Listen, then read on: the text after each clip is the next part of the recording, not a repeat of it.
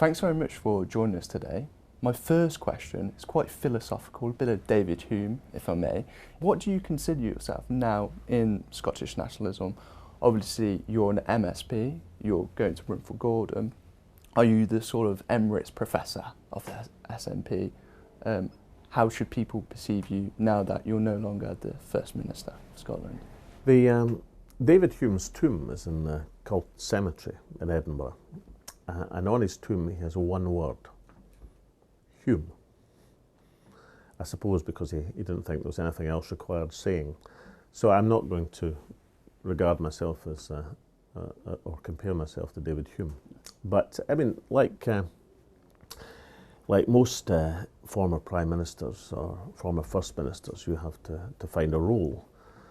I'm very fortunate. There's an opportunity because of the balanced political position in the UK as a whole, because of the imminence of the general election, and because of the importance to Scotland of seeing implemented the commitments and promises that were made to Scotland during the referendum campaign. There is a very clear path which is before us, and that's what I intend to do. So I'm going to contribute to the SNP general election campaign, and I'm going to hopefully be part of a large group of Scottish National Party MPs who will require and see delivered the promises that were made to Scotland. When you announced your resignation as First Leader and of the leader of the SNP, you said, I'd advise the new leader of the SNP, who hadn't been announced then, them not to listen to their predecessor. A new leader brings a new strategy. So my question is, how often does Nicola Sturgeon take counsel from you, and how does her leadership differ from yours? Well, I remember in the television debates of 2010 that the catchphrase was, I agree with Nick. Well, I agree with Nicola. Nicola's a different person from me. She was my deputy for 7.5 years. We were the leadership of the Scottish National Party in partnership for 10 years. It was a reasonably successful time in office, but obviously Nicola's a different person. She'll do things differently, and she'll develop her strategy for taking Scotland to independence, and she's well capable of doing that. She is a brilliant politician, and already I think she's demonstrating her outstanding leadership qualities. She doesn't need advice from me, and obviously if she asks for advice, then I would give it. But she's her own person, and she's well capable of forging her own path. Obviously, you've outlined you're still very much in the fray, still active in those frontline politics. Do you think it could be difficult for Nicola to sculpture her own leadership away from yourself while you're still in that limelight? As an example, for instance, when Gordon Brown stepped down, he's taking a very backseat in politics while Ed Miliband has been leader. I think the analogy with Gordon is probably misplaced. I mean, I think he was very bruised after he was beaten in 2010. I'm not bruised at all. I mean, obviously I'm disappointed that Scotland didn't vote for independence, but I think the whole referendum campaign was galvanising for Scotland, and I think there is a clear path before me. I think Gordon found it difficult to see a role. I mean, he could have, I suppose, stood for the Scottish Parliament, but he chose not to do so. But I'm fortunate that there's an immediate political challenge for the SNP. As for how Nicola's doing, well, I mean, I saw last week an opinion poll put the SNP at 52%. I think that probably just sums it up. She seems to be doing quite well.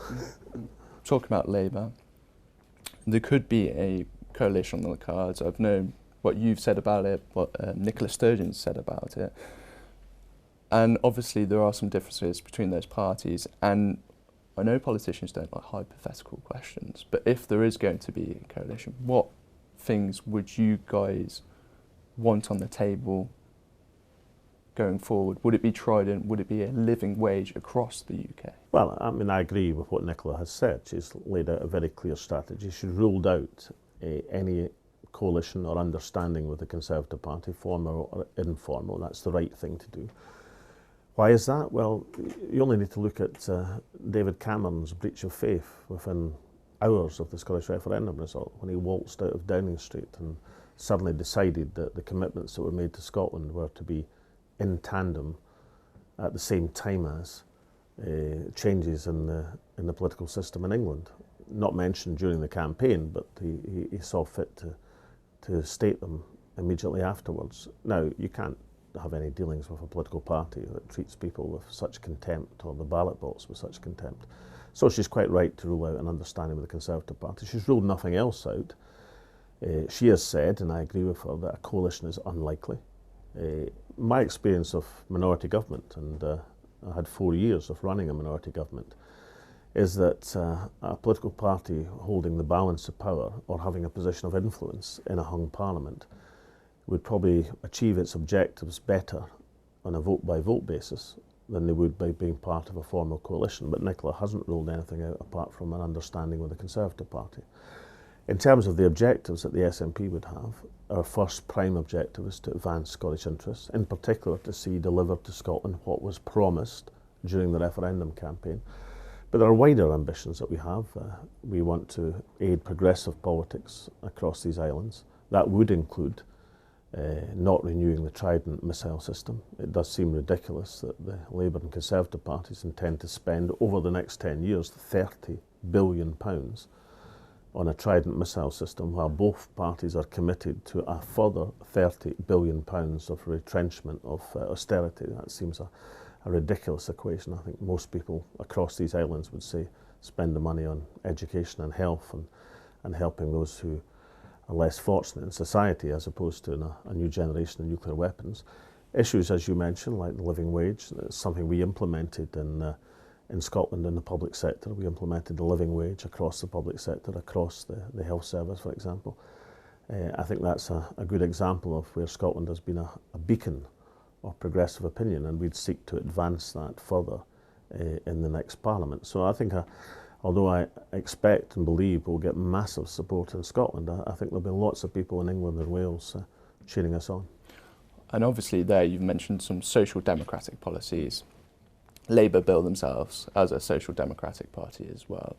I just wonder what your relationship is like with the Labour front bench. Are you in regular contact with them? Have you spoken to Ed Miliband? Do you get on with Ed Miliband and Ed Balls?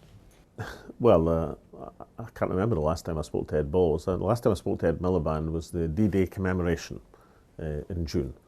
And we had a very pleasant flight together in a Hercules air transport plane. He seems a very nice guy, but I don't think he's the greatest political leader I've ever seen, and certainly his poll ratings would indicate that that opinion is widely shared. However, there will be policies in common which we can progress together, and as for Labour being a social democratic party, I think they should try and be more of a social democratic party, and if they were, perhaps they'd be doing rather better than they are at the present moment. I think it's, there's a great difference in politics by being an alternative to the Conservative Party or being a substitute, which unfortunately the Labour Party look rather like at the present moment. In other words, I don't think you can win an election merely by being not the Conservative Party.